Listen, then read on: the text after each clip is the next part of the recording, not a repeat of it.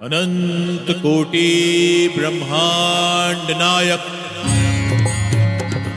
राजा धीराज योगीराज परब्रह्म श्री सच्चिदानंद सद्गुरु श्री साईनाथ महाराज।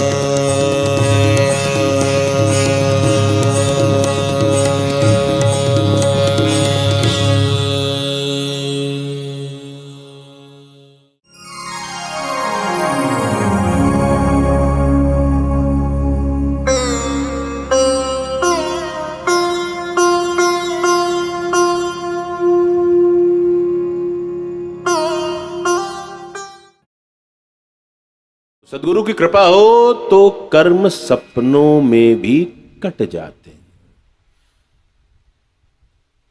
यही साईं का वैशिष्ट्य है कि दुख आएगा लेकिन दुख दुखी नहीं करेगा। दुख तो आएगा, अगर तय है, आपके कर्म ऐसे हैं कि आपने दुख को आकर्षित किया है तो दुख आएगा, पक्की बात है।